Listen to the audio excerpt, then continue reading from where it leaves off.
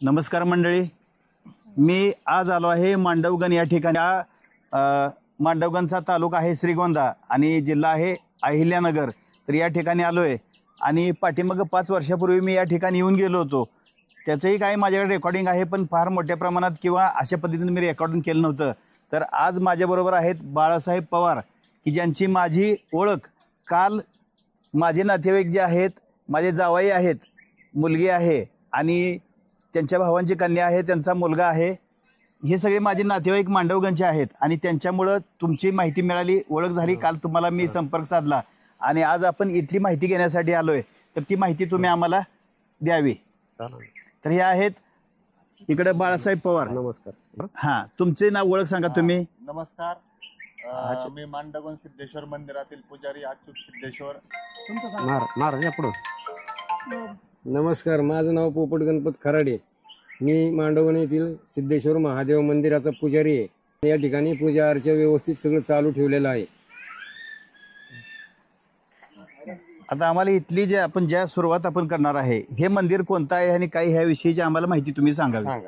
आता आपण जे पाठीमागे पाहत आलो हे मांडवे ऋषी म्हणून एक ऋषी होते.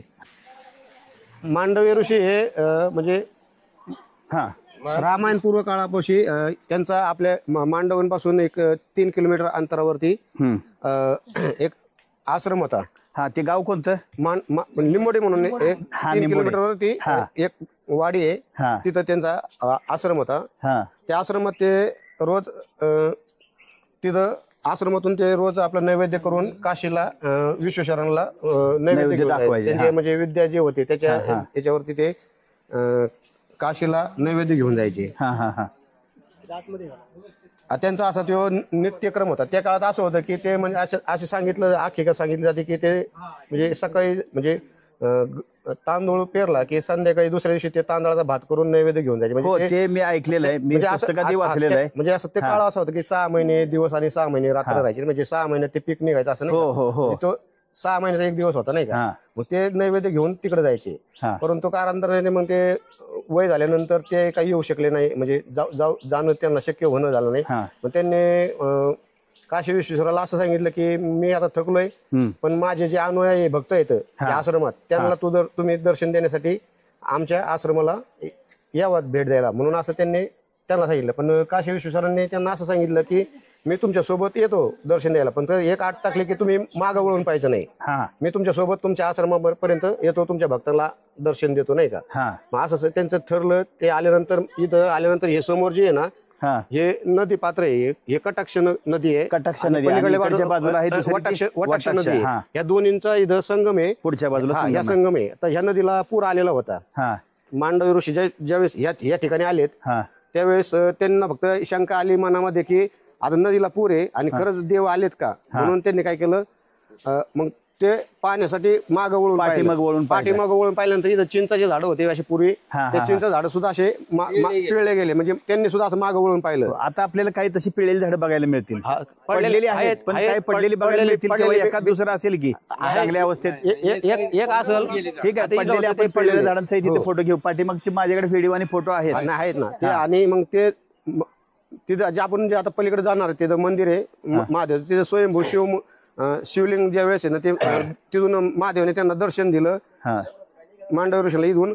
आणि ते तिथं गुप्त झाले. आणि ते गुप्त झाल्यानंतर जमिनीतून एक स्वयंभू पिंड ते गण होते, मांडव्य गण होते. त्यांच्यामुळं ते मांडवगणचं पुढे जे नाव पडलं ते मांडवगण, मांडव्य गणापासून मांडवगण पडलेलं आहे. मग ते तिथं मूर्ती स्वयंभू शिवलिंग तिथं उत्पन्न झालं. आणि काशीवरून ज्यावेळेस महादेव निघले काशी विश्वेश्वर त्या टायमाला त्यांच्या बरोबर काशी गंगा जी आपण म्हणतो काशी गंगा, ती काशी गंगा सुद्धा त्यांच्या बरोबर अवतरली. ती मंदिराच्या पलीकडच्या डोंगरामध्ये तिथं ठिकाणी लुप्त झालेली. परंतु त्या काशी गंगेचं पाणी कितीही दुष्काळ असला तरी ते पाणी आटत नाही. आणि मंदिरात जे आता जिथे शिवलिंग आहे पिंड आता ते जे आपलं शिवलिंग स्वयंभू आहे आणि त्याच्या कंठाभोवती ना कंटिन्यू काशी गंगा राहते नाही का. म्हणजे पाणी राहतं तिथं, पाणी आटत नाही. आणि ते पाणी त्या काशी गंगेचं जमिनीच्या खालून ते पिंडीच्या बरोबर कंठाभोवती येत राहतं, कंटिन्यू येतं. किती दुष्काळ असतो ते पिंडीला पाणी म्हणजे त्याला आपलं टाकायची गरज नाही. ते कंठाभोवतीच असतं ते पाणी नाही का. असं आपण ते मंदिरात ते आहे. पाहिलंय मी, जाऊन आलोय, दर्शन घेऊन आलोय. फार पूर्वी परत एकदा आपण तिथं जाणारच आहे. बरं का साहेब, हा. फार पूर्वी पुराणामध्ये मंडक आणि मंडकर्णी नावाने मांडव ऋषीला ओळखलं जात होतं. हा पण या ठिकाणी आल्यानंतर त्यांना मांडव ऋषी प्राप्त झालं. हा त्यानंतर मांडवगण हे नाव पडलेलं आहे. हा. तर आता एक काही सेकंदाचा आपण तिथं आतला व्हिडिओ आहे मंदिरातला घेऊया. आतल्या बाजूला जातो. तर समोरच्या बाजूला आहे ते इथं एक मांडवे ऋषींचे समाधी समाधी आहे आणि इथं शिवलिंग पण एक आहे. हो. तर आत गेलं तर चालतंय का? हा, जायचं आतमधलं शूटिंग सगळं. हा.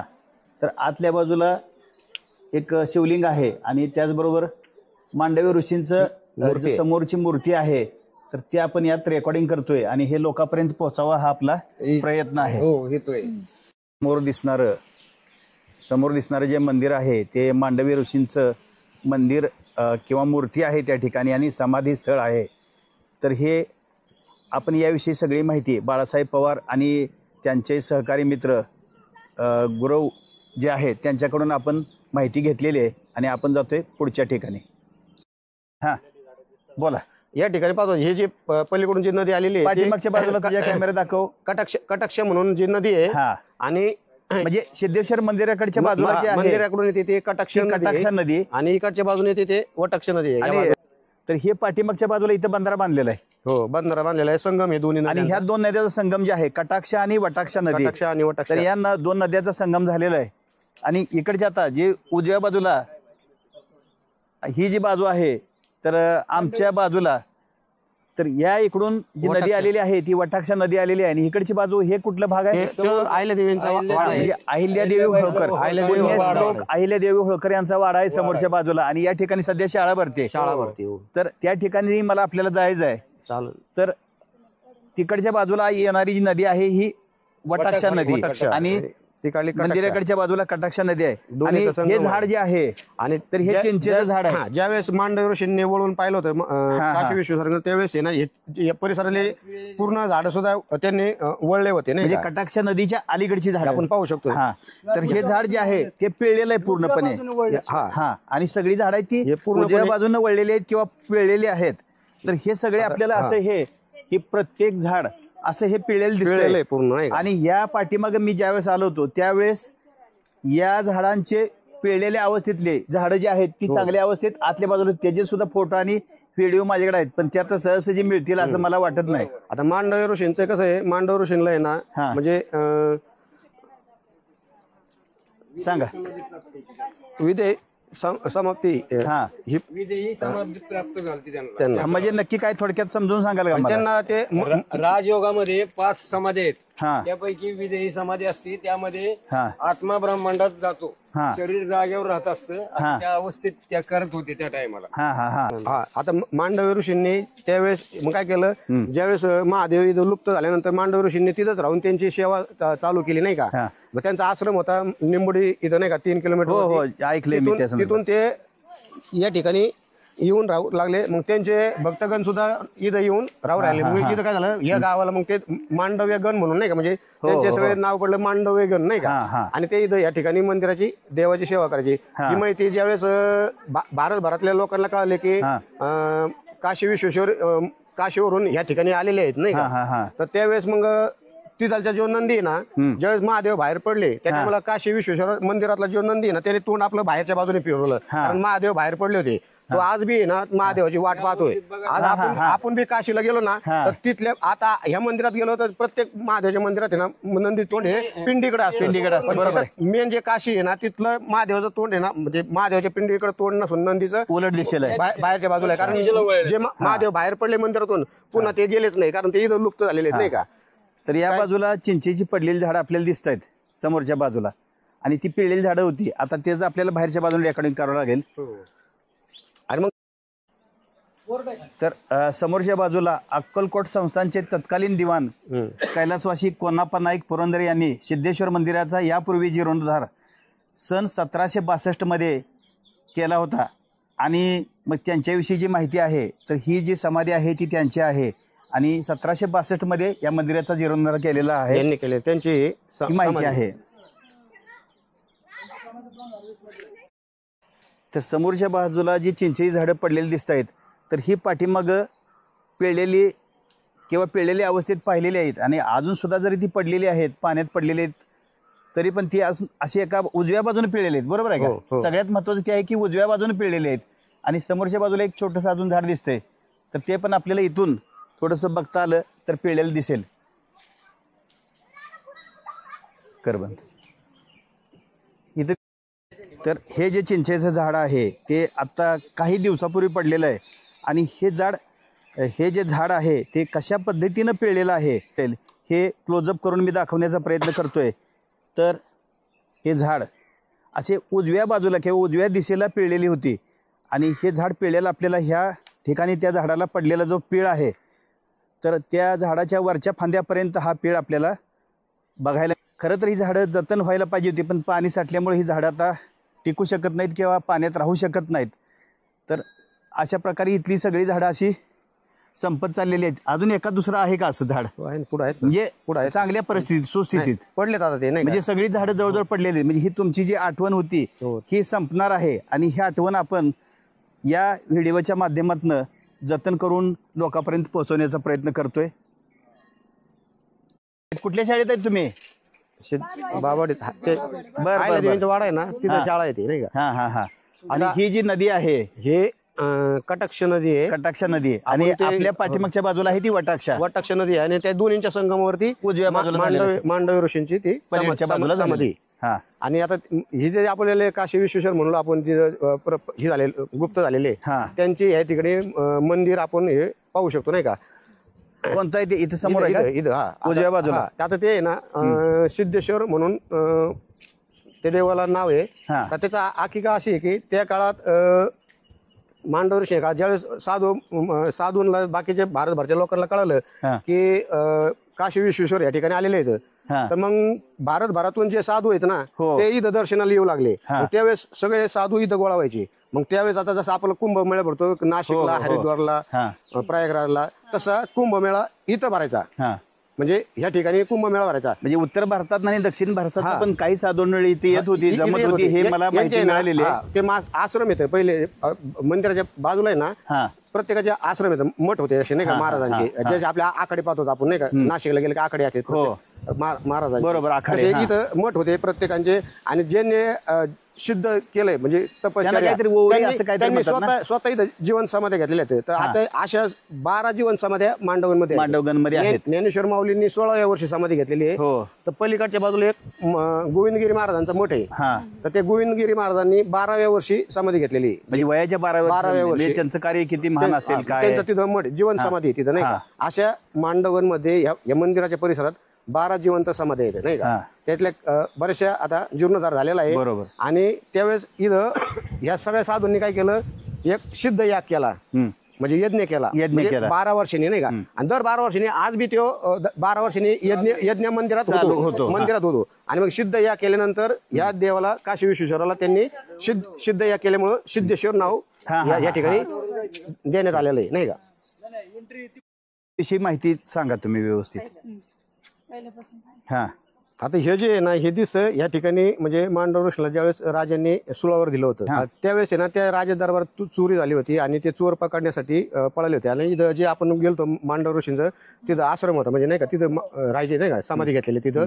तर त्या चोरांनी ते द्रव्य ते आश्रमात त्यांच्या मांडव ऋषीने टाकलं आणि ते त्यांच्यावर चोरीचा आळा आला. त्या राजांनी मांडव ऋषीला सुळावर देण्याची शिक्षा दिली. पण ते त्यांना सिद्धी प्राप्त असल्यामुळे त्यांचा इच्छा मरण होतं, नाही का? म्हणजे त्यांना वाटलं तर मरू शकत होते ते, नाही का? म्हणजे तसं कुणी त्यांना सुळावर दिलं तर त्यांचा मृत्यू झालेला नाही. यम सुद्धा त्यांना येऊन माघारी गेला, त्यांना म्हणजे घेऊन जाऊ शकलं नाही. ते सुळावर होते. त्यांनी ज्यावेळेस नंतर मग तिथं समाधी घेतलेली, नाही का? तर त्यांना हे ठिकाणी म्हणजे सुळावर दिलेलं त्यांचं हे ठिकाणी आहे, नाही का? म्हणजे पहिलं.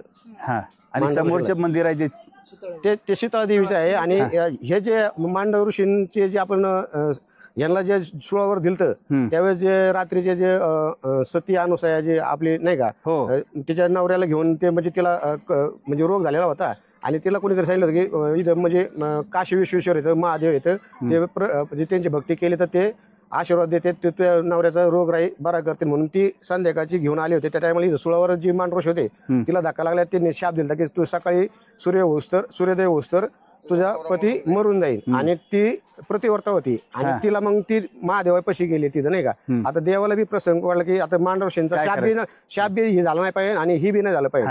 तर मग त्यांनी ते आतमध्ये वडाच्या झाडापाशी तिला ते ठेवून त्यांचा आत्मा ते म्हणजे जिवंत केला तिचा नवरा नाही का. तर ते सती अनुषयाचं तिथं बी तिथं मंदिर आहे. आपण पुढे गेल्यानंतर मंदिर आपण दाखवू तिथं. ही आख्यायिका बी इथं मांडवमध्ये झालेली आहे. तर तुम्ही त्याविषयी जी सगळी माहिती सांगितलेली ती खाली सांगितलेली आहे. ते जे सतीमातेचं इथं या ठिकाणी मंदिर बांधलेलं आहे. तर हे सतीमाता मंदिर आहे आणि या ठिकाणी येऊन आम्ही दर्शन घेतलेलं आहे. बाकीची मंडळी दर्शनासाठी येत आहेत आणि आज श्रावण सोमवार हा पहिला श्रावण सोमवार असल्यामुळे श्रावण सोमवार आहे. इथं या सिद्धेश्वर मंदिरावरती येणाऱ्या भाविकांची गर्दी भरपूर आहे. भरपूर गर्दी आहे. तर असं आपण ह्या मंदिरातलं सतीमाता मंदिराचं देवीचं दर्शन घेऊन आपण पुढे चाललेलो आहोत. आपण सध्या आम्ही आलेलो आहोत. बोर्ड वाचून सांगतोय मी. श्री महादेव मंदिर देवस्थान मांडवी ऋषी तपोभूमी मांडवगण पांढरी निंबोडी तालुका श्रीगोंदा आणि जिल्हा अहिल्यानगर. जुना जिल्हा होता तो अहमदनगर होता. आता अहिल्यानगर. इथं सुद्धा तिकडचं दर्शन घेऊन सिद्धेश्वरचं दर्शन घेऊन येणारी मंडळी इथे येऊन दर्शन घेऊन जात आहेत. आता जे मांडवी ऋषी आपण समाधी पाहिली त्यांची कर्मभूमी तिथं त्यांचा आश्रम होता. इथून ते काशी विश्वेश्वरला नैवेद्य घेऊन जायचे. ज्यावेळेस काशी विश्वेश्वर त्या ठिकाणी लुप्त झाले त्यावेळेस मांडवी ऋषी तिथं राहून हे करू आणि ते जानवे बी तिथं आले. नंतर ते मांडवेगण म्हणून नंतर मांडवगण म्हणून प्रसिद्ध झालं नाही का.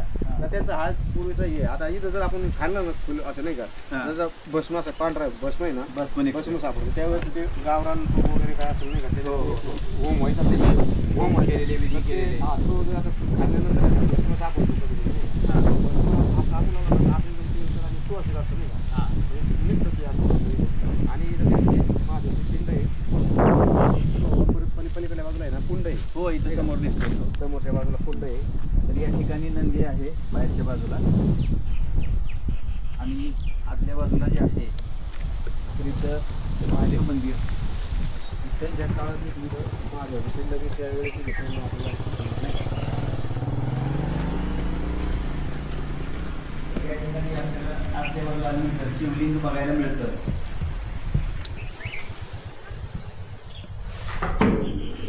तर या ठिकाणी शिवलिंगाची पूजा चालू आहे आणि हेही मंदिर जुनंच आहे. मांडव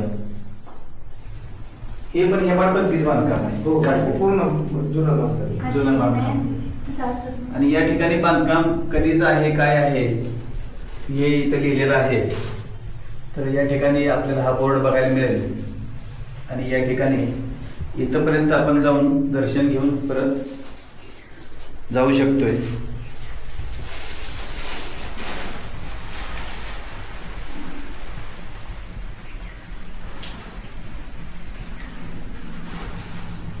पुरातन जुनी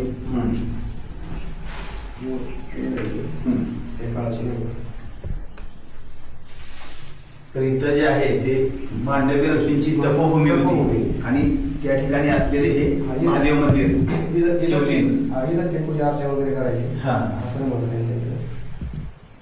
तर हे ठिकाण बघून झाल्यानंतर आपण ते बाहेरच्या बाजूचं जे कुंड आहे ते बघायला जातोय आपण. कुंड आहे समोरच. या ठिकाणी जे आहे ते कुंड आहे आणि याविषयी तुम्ही माहिती सांगा. जे कुंड ह्याला बी असे खाली पायऱ्या आहेत. याला पायऱ्या काय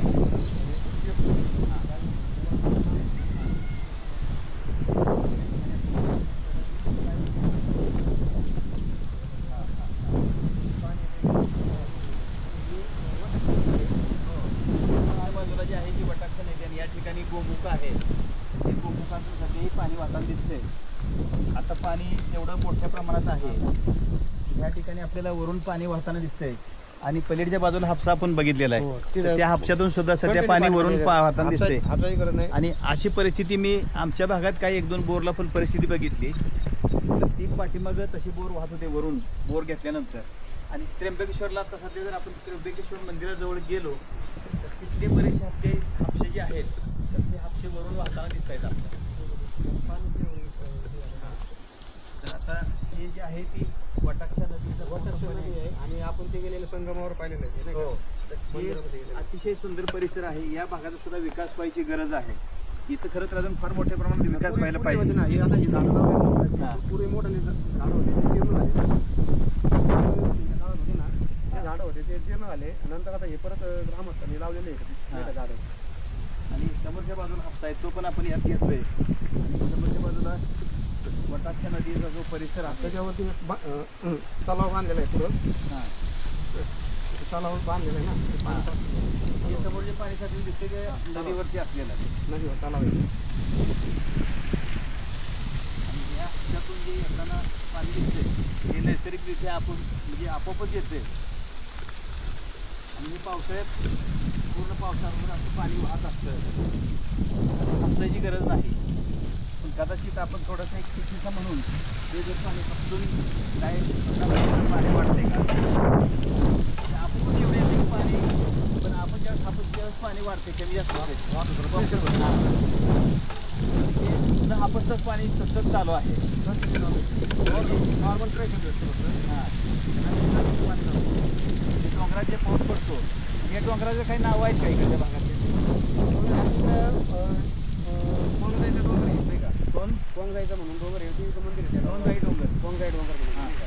आणि त्याच्या मग ते जे असे डोंगराची लाईनच आहे. हो हे असे त्याच्या लाईन गेले असे तिथं गोल गाव आहे. तिथं त्या डोंगरच्या पलीकडे डोंगर आहेत नाही का? तिथं गेलं आपण खालची बाग फिरलं आहे. तिथं ते डोंगराची लाईन चालू झाली ना मग तिथं वर मोठ्या पाठीमागे ते डोंगर असे त्या बाजूला अजून 5-7 किलोमीटर एक डोंगर आहे ना ते डोंगर आणि हे डोंगर असे गेलेली आहे. तर तिकडे पलीकडे 5 किलोमीटर काम तिकडून गावी आहे. त्या ठिकाणी कटाक्षा वटाक्षा आणि तिकडली कटाक्षी हे दोन्ही संगम आपल्या मंदिरापाशी मंदिराजवळ झाले त्या दोन्ही नद्या. आता आपली माहिती सगळी तुम्ही देऊन झालेली आहे. तुम्ही आम्हाला माहिती दिल्याबद्दल मनापासून आभार.